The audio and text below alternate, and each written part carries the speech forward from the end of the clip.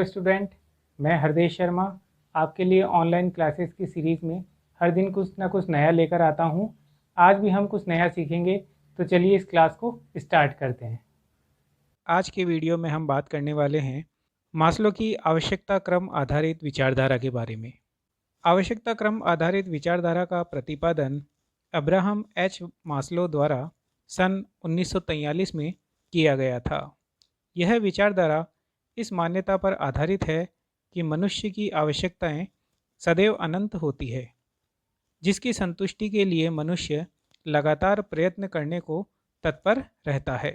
Maslow ने इस विचारधारा में यह कहा है कि यदि यह ज्ञात कर लिया जाए कि संस्था के किसी कर्मचारी की कौन सी आवश्यकताएं अधूरी है, तो उस आवश्यकताओं को पूर्ण करके ही उस व्यक्ति या कर्मचारी को हम अभिप्रेरित कर सकते हैं।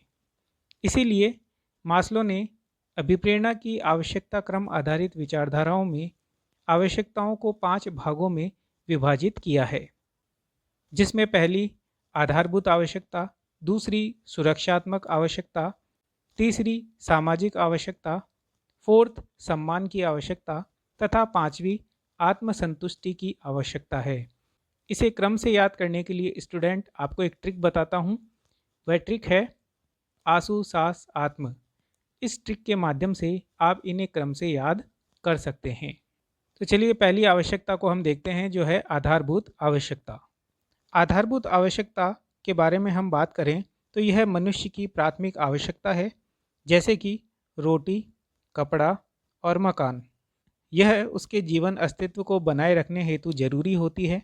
इसलिए यह आवश्यकताएं सर्वाधिक प्रभावशाली एवं शक्तिशाली मानी जाती है, क्योंकि मनुष्य इन्हें हर परिस्थिति में प्राप्त करना चाहता है। यानी किसी व्यक्ति को रोटी की आवश्यकता है, वह भूखा है, तो सर्वप्रथम अपनी रोटी की आवश्यकताओं को वह प्राप्त करेगा। जैसे ही उसकी आवश्यकता पूरी हो जाती है तो उसे वस्त्रों की आवश्यकता होती है, तो वह अपने लिए आधारभूत सुविधाओं में कपड़े खरीदना पसंद करता है। लेकिन ऐसे व्यक्ति जिनकी रोटी की आवश्यकता और कपड़ों की आवश्यकताएं पूरी हो गई है, तो उसकी जो तीसरी और अंतिम आवश्यकता होती है मकान की, यानी उसका खुद का मकान हो, ऐसी आवश्यकताएं उसके लिए अग्रसर हो जाती है और इस मकान के द्वारा वह सर्दी, गर्मी, बरसात से बच सकता है। तो तीसरी आवश्यकता होती है उसकी मकान की आवश्यकताएं। इसी के साथ साथ उसे स्वच्छ हवा, धूप आदि की भी आवश्यकताएं होती है। इसलिए इन सभी आवश्यकताओं को हम पहली आधारभूत आवश्यकताओं में मानते हैं आधारभूत आवश्यकताएं।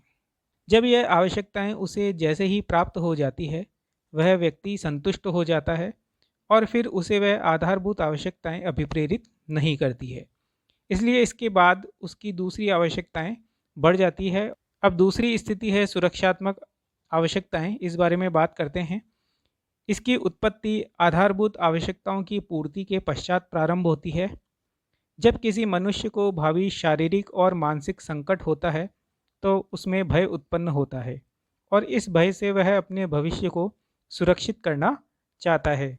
भविष्य में आर्थिक, शारीरिक, मानसिक, सामाजिक सुरक्षा की प्राप्ति ही उसे अभिप्रेरित करती है, जिसमें वह आजीवन आय, नौकरी, बीमा, पेंशन, पुलिस, जिसमें गृह सुरक्षा, पीएफ आदि की व्यवस्थाएं शामिल होती है। आप यहाँ देख रहे हैं पुलिस की सुरक्षा वह चाहता है कि समाज में चोरी डकैती उसके साथ ना हो।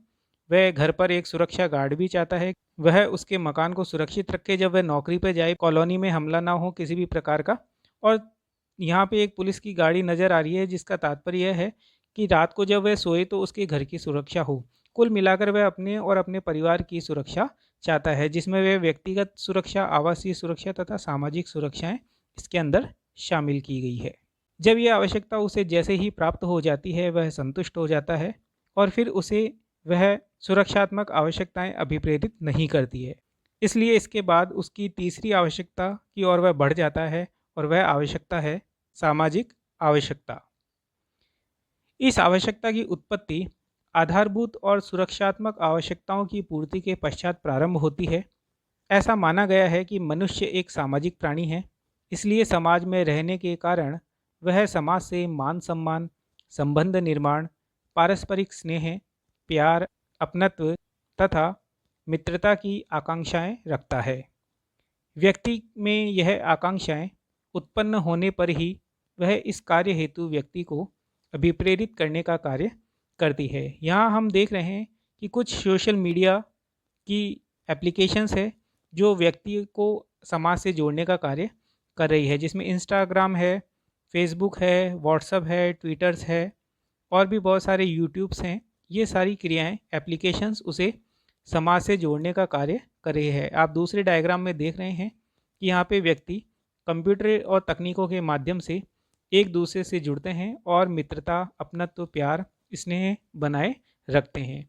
तो इसमें सामाजिक निकटता और आपसी संबंध निर्माण, जिसमें मेलजोल बढ़ाना जैसे कार्य होते हैं। यानी जब उसके पास रहने के लिए मकान, नौकरी वगैरह की व्यवस्थाएं हो जाती तो वह जिस समाज में रहता है उस समाज से भी वह निकटता बनाए रखना चाहता है। जैसे ही यह आवश्यकता उसे प्राप्त हो जाती है वह संतुष्ट हो जाता है और फिर उसे वह सामाजिक आवश्यकताएं अभिप्रेरित नहीं करती है। इसलिए इसके बाद चतुर्थ आवश्यकता बढ़ जाती है और वह है सम्मान की आवश्यकता। सामाजिक आवश्यकता की संतुष्टि के पश्चात व्यक्ति की अहम, जिसे ईगो, स्वाभिमान, जिसे स्टीम की आवश्यकताएं उत्पन्न होने लग जाती है, जिसमें कर्मचारी अपनी कार्यरत संस्था में पद, मान, स्थिति, मान्यता, प्रतिष्ठा, स्वतंत्रता तथा निर्णय अधिकार प्राप्त करने की इच्छाएं रखता है। यानी व्यक्ति चाहता है कि जब समाज में और उसकी फैक्ट्री में जहां वह कार्यरत है वह काफ़ी समय से लोगों से जुड़ा हुआ है, अपनत्व बनाए रखा है, मित्रता है, तो वह चाहता है कि उसे सम्मान भी मिलना चाहिए। यानी वह किसी सामाजिक संस्था में अधिकारी बने, अध्यक्ष बने, उपाध्यक्ष बने, सचिव बने, समाज के अंदर कोई कार्यक्रम हो तो वहाँ उसको मान सम्मान मिले, अतिथि के रूप में उसे बुलाया जाए। ये सारी आवश्यकताएं उसकी रहती है, जिसमें कहा गया कि सामाजिक संस्थाओं में मान सम्मान, प्रतिष्ठा की, चाहे उसे ट्रॉफियाँ वगैरह मिले, उसको मेडल्स मिले और समाज के अंदर किसी कार्यक्रम में जाए तो अध्यक्ष, उपाध्यक्ष के नाते उसे स्वागत किया जाए। यह सभी उसकी सम्मान की आवश्यकताएं कहलाती है। इस आवश्यकता की पूर्ति विशेष योग्यता या क्षमता रखने वाले व्यक्ति ही प्राप्त करते हैं।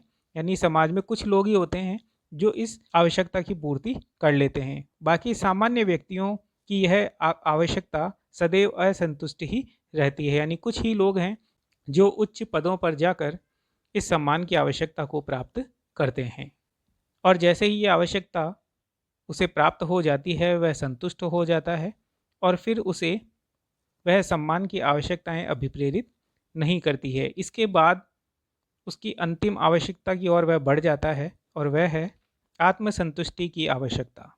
आवश्यकता क्रमबद्धता में यह अंतिम आवश्यकता है। मनुष्य में यह आवश्यकता उसके भीतर की सृजनशीलता, रचनात्मकता, क्षमता, योग्यताओं के कारण ही पैदा होती है। इसीलिए मनुष्य अपनी भीतर छुपी हुई शक्तियों को, जैसा कि हम यहाँ डायग्राम में देख रहे हैं, एक व्यक्ति है और उसके भीतर अनेक शक्तियों का उत्सर्जन हो रहा है। इसलिए मनुष्य अपनी भीतर छुपी हुई शक्तियों को जागृत कर वह सब कुछ बनना चाहता है जो वह बन सकता है, से अभिप्रेरित होता रहता है। वह योग, ध्यान, मुद्राएं करता है। यानी जीवन के अंतिम पड़ाव पर आकर वह आत्मसंतुष्टि, योग, ध्यान की ओर अग्रसर होता है और वह जीवन में वही बनना चाहता है, करना चाहता है जो उसके लिए उसकी पसंद और रुचि का कार्य हो। अतः यही आवश्यकता उसे कार्य करने हेतु अभिप्रेरित करती है। यह आवश्यकता मनुष्य में स्वतः ही उत्पन्न होती है। यानी उसके भीतर से ये आवश्यकताएं उत्पन्न होगी, जैसा कि हम देख रहे हैं। जैसे प्रसन्नता प्राप्त करने के लिए कवि कविताएं लिखता है, चित्रकार चित्र बनाता है, योगी योग करता है और आध्यात्मिक व्यक्ति ज्ञान प्राप्त करने के लिए अपनी आत्मसंतुष्टि की क्रियाएं करता है। उन्हें ही आत्मसंतुष्टि की आवश्यकताएं कहा जाता है। चलिए निष्कर्ष तौर पर अब समझते हैं कि सारी आवश्यकताएं जिसे हमने ट्रिक से आंसू सात आत्म के माध्यम से समझा था, जिसमें पहली आधारभूत, दूसरी सुरक्षात्मक, तीसरी सामाजिक, चौथी सम्मान और पांचवी आत्मसंतुष्टि की आवश्यकताएं हैं। ये आवश्यकताएं एक दूसरे से जुड़ी होती है। यानी पहली आवश्यकता जब हमें प्राप्त हो जाएगी तो हम दूसरी आवश्यकताओं की ओर बढ़ते हैं। दूसरी आवश्यकताएं जैसे ही हमें प्राप्त होती है हम तीसरी आवश्यकताओं की ओर बढ़ जाते हैं। तीसरी आवश्यकता जैसे ही प्राप्त हुई हम सम्मान की आवश्यकताओं की ओर बढ़ जाते हैं और इस चरण की अंतिम आवश्यकता है आत्मसंतुष्टि की आवश्यकता। जैसा कि हम डायग्राम से भी समझ सकते हैं, रोटी कपड़ा मकान के बाद उसे पुलिस सामाजिक सुरक्षा की ज़रूरत होती है, फिर समाज से लोगों से जुड़ने की आवश्यकता होती है, अंत में वह लोगों से सम्मान प्राप्त करना चाहता है और जब उसकी ये सारी क्रियाएं उसे प्राप्त हो जाती है तो अंत में वह अपनी स्वयं की खोज करना प्रारंभ कर देता है। अतः अभिप्रेरित करने की यह व्यक्तिगत क्रमबद्ध आवश्यकताएं हैं जिन्हें प्राप्त किया जा सकता है। आज की क्लास में बस इतना ही। Thank you.